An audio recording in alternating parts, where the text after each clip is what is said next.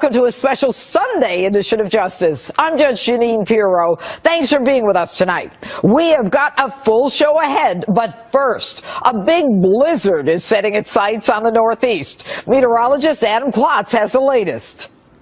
Yeah, this is a big one, and we're targeting the Northeast, large area now, really stretching from Virginia all the way up into portions of Maine. Here you see it, and now the pink color, that is now a warning, which means a little bit more severe. And then I can take you a little bit tighter. Look at New York City.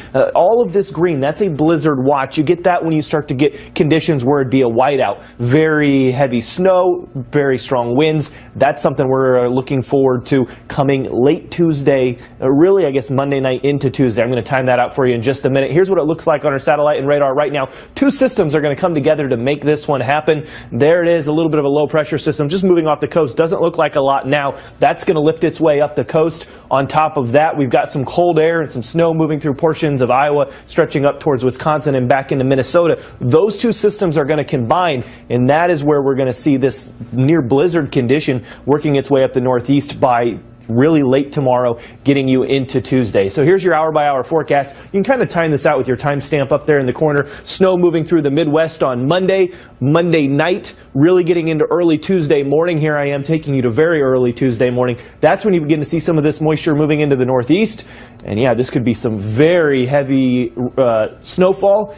With that, winds 50 to 70 miles an hour. So this is going to be a big one kind of clearing off for us on Wednesday. I'm going to take you in here. These are some snowfall accumulations. You start to see these pinker colors. That's getting up to 2 feet of snow, maybe a foot of snow in New York City. The same stretching down to Philadelphia. So this is a really big system. And if you kind of want an idea, maybe give you some reference of how big they've been in the past, well, I can take you back. These are the highest snowfall records ever in New York City. Well, just back in 2016, we had 26 inches. I'm not sure we're going to get there, but I think a good 18 to 2 feet of snow spread around the Northeast here. So it's going to be a big one, Judge.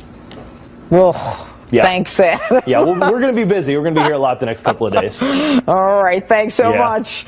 And President Trump wants Republicans to come together on the party's Obamacare replacement.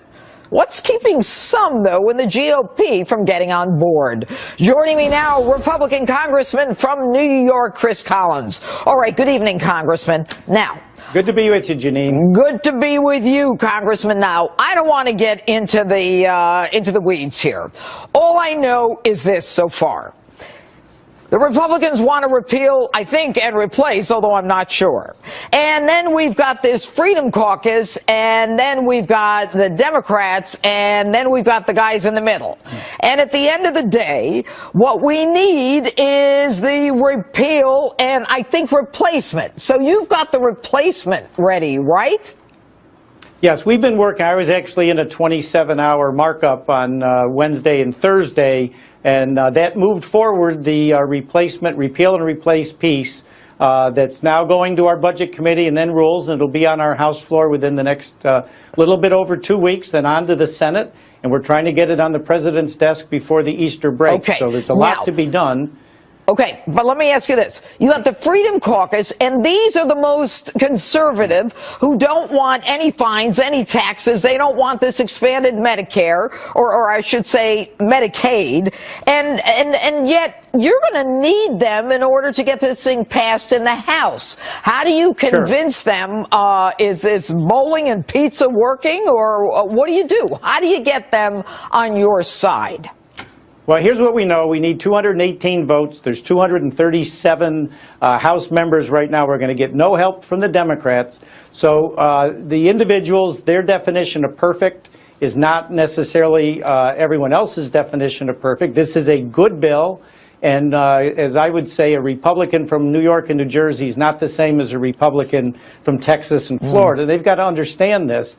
If we don't get this done, I'm not sure what would happen next year, Judge, in our midterm elections if we don't deliver on this key promise by the President and by all of us who campaign. So our caucus, the Freedom Caucus as well, have just got to swallow hard and understand perfect can't be the enemy of good. We have to move this over to the Senate. We have to do it in the next 2 weeks. And we're counting on them as part of our team to not upset this apple cart, because we're not going to give them their definition of perfect. It just is not going to happen. So this is Paul Ryan's bill. So what does Paul Ryan do to convince those guys who are digging their heels in and saying, look, we got elected as these conservative, financially conservative, you know, tax, whatever they are, hawks? How does he convince them? Well, we've had meeting after meeting where he has stood up and he said, we're on a team, we are in the majority, we're not in the minority anymore. We don't have Obama as our president. It's time to understand the American public has trusted the Republicans with the House, the Senate, and the White House, and we have to act, you know, in a manner that the public is expecting to get things done and not just to argue about them. So it's going to be a showdown. There's no two ways about it. Right. There's going to be a showdown, and we are counting on our Freedom Caucus members to do the right thing for our party because, again, woe be our party come midterm elections if we're going to the polls and we didn't deliver on health care or tax reform. Is the argument that the individual mandate and the employer mandate being eliminated, should that be enough to convince them to come to your side? Yeah, there's no question, Judge. All of a sudden now, those people that were working part-time jobs at 39 hours that got cut to 26 hours can go back to a 39-hour part-time job. Companies that want to grow beyond 49 employees to 55, 65 employees, they can now do that without a penalty. And the hundreds and hundreds of billions of dollars of penalties, taxes, and fees, when they're gone, are going to be a jump start to our economy. This is what we're trying to do to get the economy moving, create jobs, and eliminating the individual mandate and the employer mandate should be enough for our Freedom Caucus to understand just how good this is. Okay, and what kind of horse trading goes on? I mean, you know, what do you guys have to leverage other than, you know, a stare down or do the right thing, which for some reason, that maybe it's the prosecutor in me or the cynicism in me doesn't convince me is going to do the job. What do you leverage? Well, I mean, there has been some talk, and I don't know that it's going to go anywhere, about the cutoff date on the current expansion plan. Instead of it being January 1st of 2020, perhaps it could be January 1st of 2019. There's things of that sort. I'm not suggesting that's going to happen, but there are some tweaks. There's always a few tweaks. You know, perhaps when does a particular fee or tax roll off? But it's not going to be anything major. I mean, the deductible or the refundable tax credits to help the lower income people buy them, we have to have those. Yeah. Some form of expansion has got to move forward. 31 states expanded Medicaid. They're going to have to cut the federal piece from 90% down to whatever the states normally paid. Let's call it 50% in New York, 73% in West Virginia. So more deal making. There's not much, but no, there's really not much more we can do. On our 27-hour debate on the bill, not one single amendment, not one was passed. All right. Congressman Collins, thanks for joining us tonight. Very good to be with you, Judge. Now to WikiLeaks and its release of internal CIA files that detail the agency's ability to hack into your smartphones and smart TVs. Joining me now is Carrie Cordero, former counsel to the U.S. Assistant Attorney General for National Security. All right, Carrie, thanks for coming back and joining us here at Justice. Now, one of the things that we found out this week was that thousands of documents, as described by Julian Assange's WikiLeaks, are now apparently available or visible, and that we thought were private. And unfortunately, after 2010 and Chelsea Manning, I think most of us just assume that information within the intelligence community was being protected. And then with Snowden, we just assumed everything was being tightened up after that in 2013 with the NSA. And I think that you, having particular experience in this area more than most, would understand that this kind of information being available or being, you know, vulnerable to hacking is extremely dangerous to us and needs to be more protected. What is the status of all of this? Well, thanks for having me on. Absolutely. This has been a continual problem. You mentioned this week's release by WikiLeaks included over 8,000 documents that they purport to include information about very classified and sensitive CIA hacking abilities. And it does come on the heels of about 7 years now worth of high-profile, either unauthorized disclosures, leaks, or hacks of either sensitive or classified information that the government retains. And why isn't the government in a position to protect this information? Now, I understand, Carrie, that if someone walks out the door with information and we can't figure out who we can, expect to, keep a confidence and who we can't. But when someone from outside the government is able to hack information inside of the government, that's a real problem. It is. Well, each of these cases represents a different type of problem. Right. So if you look at the 2010 Manning case, the 2013 Snowden case, and then according to at least the most recent reports today, even in the Wall Street Journal regarding this latest CIA case, these are potentially insider threat issues. Right. In other words, individuals who have access and who are trusted individuals, in some cases government contractors, who then steal that information and facilitate through WikiLeaks in this case and in the 2010 case, their public exposure.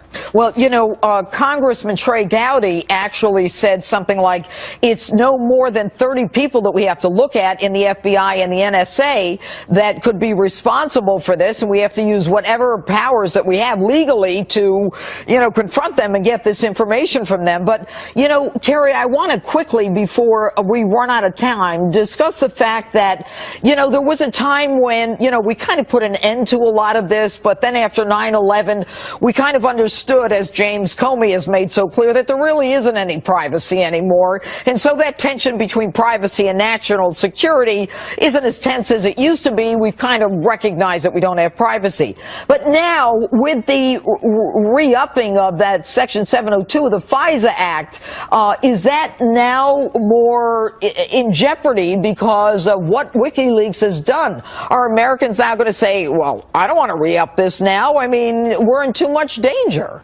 Well, we do have an expectation of privacy, but FISA Section 702, so that refers to the Foreign Intelligence Surveillance Act, and that's a legal authority that has been in place since 2008. It's set to expire at the end of this year. Congress is having a legislative debate over whether to reauthorize it.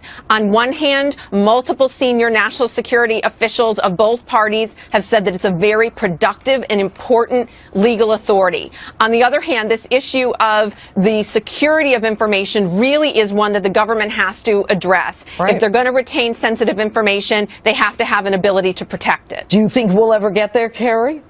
Well, there's certainly a lot of work that can be done between the government and the private sector to improve information. Both the government and private sector have insider threat programs, but the government has to be able to assure the American public that if it's going to collect sensitive information, that it has the ability to protect it. Okay, Carrie Cordero, thanks so much for being with us again. Thanks. All right. And lots of questions about whether Russia had any involvement in this presidential election. Does, though, the United States meddle in other countries' elections? Joining me now is retired CIA Operations Officer and Chief of Station, Sam Faddis. All right, Sam, I kind of got sick and tired of hearing, Russia is undermining our democracy and they're meddling in our elections. So I said to myself, have we ever done anything like this? And as someone who is involved in covert operations himself, Sam, have we ever meddled in other countries' elections? Without question. It's covert action pursuant to a finding from the president. Absolutely. All right. And I understand in my research that there are something like, I don't know, I think it was well over 100 times in the last 60 years. Does that sound about right to you? Sounds low to me, but Sounds low to you? I'll go with that number. All right, let's talk about the fact that we have involved ourselves in other countries' elections without getting into people in glass houses shouldn't throw stones. How would we do that? Well, it's a form of covert action. You have to do it pursuant to authority from the President of the United States. You could do it in a million ways. You could pay people. You could You could hack databases. You could threaten action if people don't do what we want them to. I mean, there's an endless series of techniques we could use. All right. Now, let me ask you or posit a hypothetical question as it relates to Russia and all these claims about their undermining our democracy. If you were to analyze, based upon your experience in covert operations and actually running large-scale covert ops in this exact kind of thing, would you say that sitting opposite a Russian ambassador in open daylight or emails going into a building from Russia are an example of the Russian government covert operation in trying to undermine an election? Is that how it's done? No, that's not how it's done. That's a nonsensical suggestion, and frankly, I think that's probably evidence that there isn't anything untoward going on. And let's be clear: the Russians are masters at this kind of thing. They know exactly what they're doing. And no, it would be done in the dead of night, and you wouldn't see any evidence of it. It would not happen in the middle of a Senate office building in broad daylight. So all of this, I mean, so you and other people like you in the CIA who've done these covert ops, I mean, you're sitting at home laughing at all of these claims that Russia has interfered with the election because you know how they do this. Right. I have seen absolutely nothing of which I'm aware that suggests that there was any Russian effort that actually manipulated this election. That they stole data, that's one thing. All right. Let me ask you, give me examples of when and how the United States, specifics, has interfered with certain elections in other countries. All right, well, I'm going to give you a couple of examples, and they're going to, of necessity, be kind of dated for obvious reasons. Right. But we staged a coup in Guatemala a number of decades ago where we overthrew the government of Guatemala. We replaced the elected government of Iran with the Shah in 1953. We have done this and literally deposed leaders and replaced them with people who would do what we wanted them to. And as recently as a couple of years ago, there's reports that State Department money went into Israel and the Obama administration to work against Prime Minister Netanyahu in his election. Right. In recent years, there's been a whole bunch of State Department programs where they fund NGOs in a lot of places. Israel, as you noted, Egypt as well, with the express purpose of influencing the government, the election, who forms the government. Interesting. But shock that we would do something like this. Sam Faddis, thank you for your service, and thanks for being on Justice with us tonight. Thank you. All right. And House Intelligence giving the president a Monday deadline for proof of wiretapping.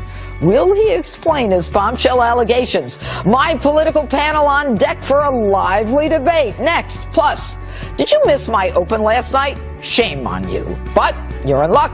We'll give you a second look. Welcome back to Justice. Let's bring in our political panel, former Deputy Assistant to President George W. Bush, Brad Blakeman, and former Ohio Congressman and Fox News contributor Dennis Kucinich. All right.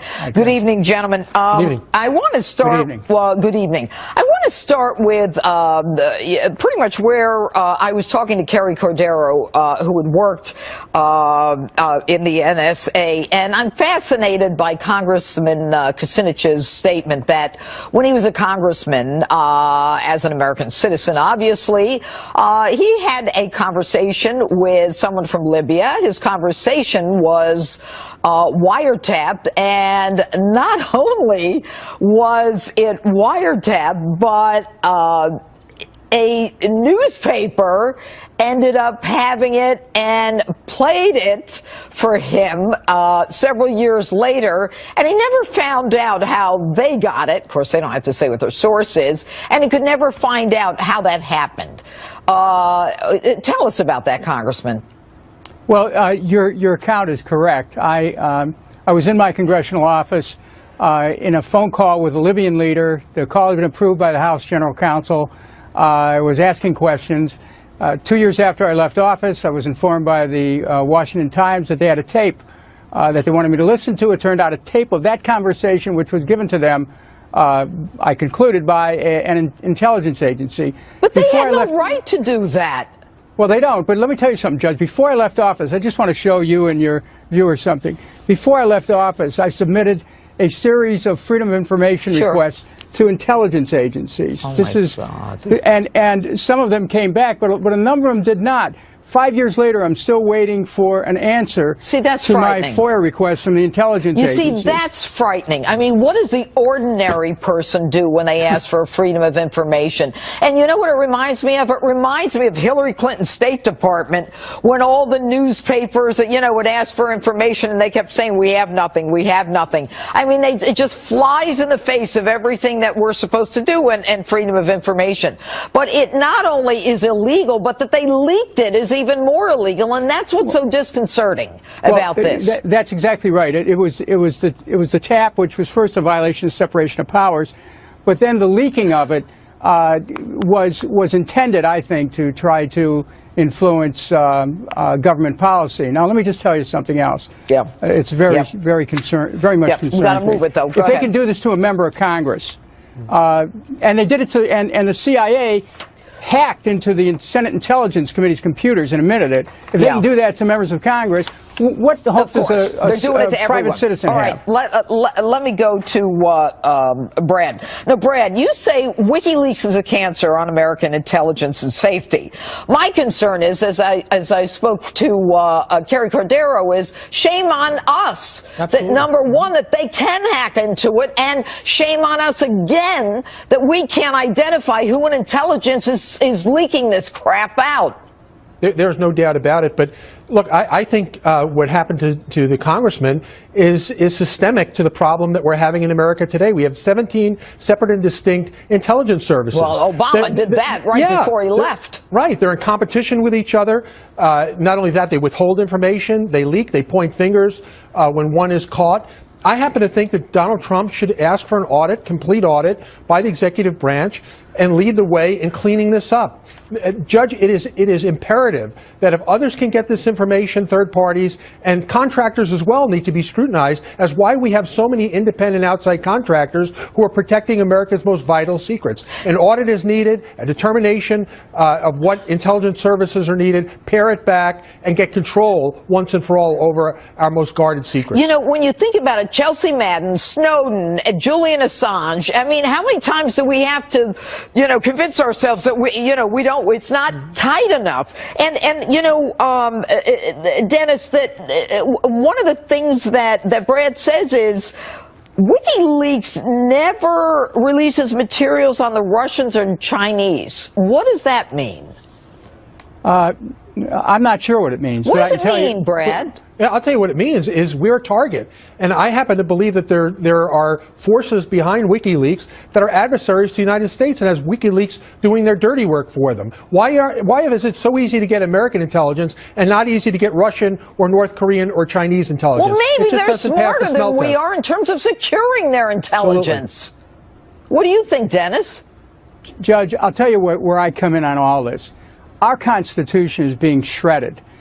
No American is safe from the government right now, which because of the Patriot Act, can reach into individuals' private conversations. Under Section 702 of FISA, anybody can be vulnerable to claims that they're doing improper business with foreign agents. This is wrong. We have to regain our basic freedoms here, which are under attack by our own government. But you know what? Even Jim Comey said there's no privacy anymore, and I'm not sure that going after 702 of the FISA is the way to resolve this problem. Brad, do you have any, before we go, that on the re-upping of 702? Yeah, I think right now we let the inmates run the asylum, and it's the executive branch and Congress that should be dictating how our intelligence is given out, created, and by whom it's being worked upon. And unless we get a handle on that, shame on us. But we should never surrender our rights and say, well, this is the new normal. It should never be the new normal. All right. Brad Blakeman, Dennis Kucinich, thanks so much for joining us tonight. Thanks. Thank you. And your second look at my opening statement up next. Stay with us. President Trump wants his own U.S. attorneys in place, but not everyone is going willingly. Here's another look at my opening statement from last night. So, 46 United States attorneys have been asked by the newly elected President of the United States to tender their resignations. So what? That's what I said. So what? But to hear it from the left, you would think this is just another affront to democracy and our way of life by the Trump administration. In fact, I'm surprised they didn't throw in the Russians. Let me give it to you straight. This is a non-story. It is not unusual for any new administration to seek the dismissal of political appointees, especially when a new party comes in. United States attorneys are political appointees who serve at the pleasure of the president. In 1993, Bill Clinton's administration sought the resignation of all sitting United States attorneys appointed by Republican President George Bush in one fell swoop. The Obama administration also replaced all United States attorneys but one from the Bush 43 administration. Now, for those of you who might be new to politics, a quote from President Barack Obama. Elections have consequences. Or you might be more familiar with the old adage, to the victor belong the spoils. But why go quietly and with dignity when you can create chaos? The United States Attorney from New York's Southern District, without a doubt the premier district in the nation, digs in his heels and refuses to resign, absurdly claiming he won't resign and insisting the president fire him. Say what? Do you really think you have a claim to this office? Take a listen to Preet on November 30th when he rushed to the cameras at Trump Tower. The President-elect asked, presumably because he's a New Yorker and is aware of the great work that our office has done over the past 7 years, asked to meet with me to discuss whether or not I'd be prepared to stay on as the United States Attorney, to do the work as we have done it, independently, without fear or favor for the last 7 years. We had a good meeting. I said I would absolutely consider staying on. Folks, what are the operative words? The president asked if he'd be prepared to stay on, not please stay on, and his response was he would consider it. Now, he then goes on to say he was asked to stay on and he agreed, but we really don't know what was said. That's his version, not the Trump team's. And now, when 47 have already automatically stepped aside because they know the protocol, the remaining 46 are asked to tender their resignations. Bahara comes out, refuses to resign, and can't believe that this would apply to him, and says Donald Trump will have to fire him, as if he's got a hold on that office. And Preet, men bigger than you, gentlemen, have left when new administrations came in. Giants like Whitney Seymour, Robert Fisk, Rudy Giuliani, James Comey, David Kelly. So since this happens all the time, what's the fuss? All day today, the Trump haters have claimed any change interrupts ongoing investigations and prosecutions and ultimately jeopardizes Lady Justice, that especially in offices where public corruption cases are being tried, justice is at stake. As if only one man carries a whole office. Cut it out! Do you really think that this is the first time in the history of this country that a prosecutor, federal, state, local, town, village, hamlet, has been replaced by another one? What the hell do we do when they die? Just give up? Here's my question. No one but Preet Bharara used the word fire. All were asked for resignations. Who knows? Maybe some would have been asked to stay on. And just moments before we came on air, I found out 2 were, even though they tendered their resignations. But because Preet has such a huge ego because he thinks he's so all-important that he couldn't believe such a request could possibly apply to him, he ramped it up and dared the President of the United States to fire him. So what do you think happened? Lady Justice is winking under her bandages. And Donald Trump did what only Donald Trump can do so well. He said, "You're fired." Up next, married priests? Pope Francis is considering it.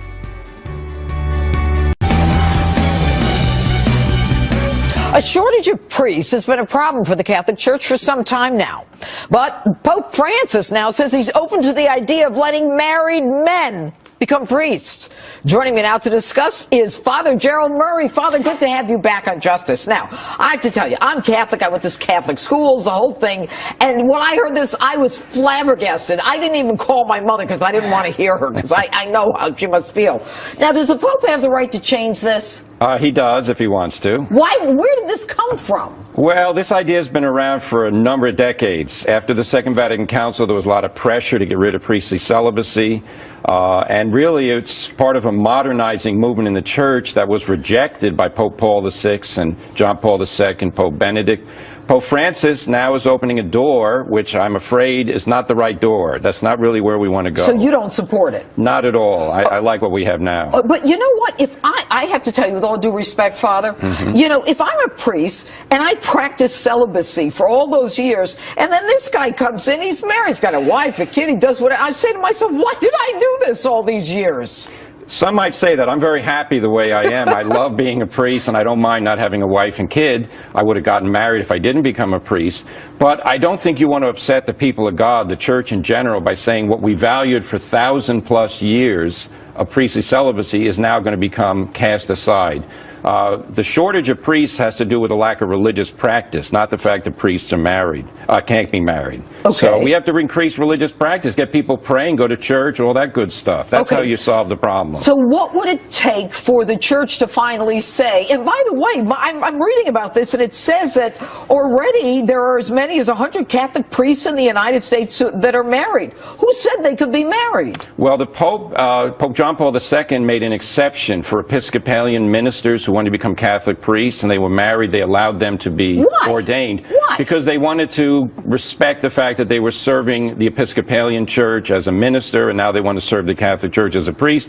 It was an exception. Why didn't they stay Episcopalian? Well, because they believe the Catholic Church is the true church, and they wanted to be part of it. What took them so long, now that they're married? I'm not going to question how long it took. I'm glad they converted. You know, that's my point of view. But no, the fact is there are some married priests. We have married priests in Ukraine and Lebanon. There are places where married clergy have existed. Well, I know Greek Orthodox. I have an uncle who was Greek Orthodox who was married. But this is Catholic. No, the Catholic Church in the West has had priestly celibacy for most of its history, and it's a fruitful and good thing. Remember, Christ wasn't married. I was just going to say, where did this all start? It all started with Jesus. Jesus praised those who gave up marriage for the sake of the kingdom, and as a priest, we're supposed to represent Christ. The most effective way is by representing him in all aspects of our life, our teaching, our way of living, and the fact that we don't have a wife. We're totally at the disposition of the Church. You know where it goes from here?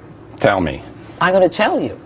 If married men can become priests, you know, then you have the wives, and I was reading that some of them actually, you know, counsel couples together, the wife, then you're going to have gay priests, then you're going to have women priests, you know, what? I mean, equal rights, right? I mean, where's the Catholic Church going? Put it this way, I am not a supporter of changing this rule. I think the celibate clergy is one of the glories of the Catholic Church. This allowed our missionaries to go out to the whole world and preach the gospel, not worrying about what their kids were doing back at home. Yeah, you know, so this is where we should stay. All right, Father Murray, thanks so much for being with us tonight. Good to see you again. My thanks to the Federal Law Enforcement Officers Association, where I received the Patriot Award this past week.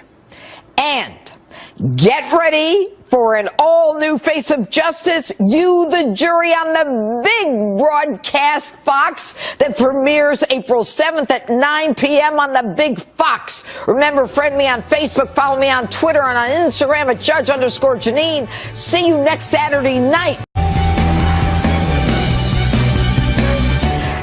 welcome to a special Sunday edition of Justice. I'm Judge Jeanine Pirro. Thanks for being with us tonight. We have got a full show ahead, but first, a big blizzard is setting its sights on the Northeast. Meteorologist Adam Klotz has the latest. Yeah, this is a big one, and we're targeting the Northeast, large area now, really stretching from Virginia all the way up into portions of Maine. Here you see it, and now the pink color, that is now a warning, which means a little bit more severe. And then I can take you a little bit tighter. Look at New York City.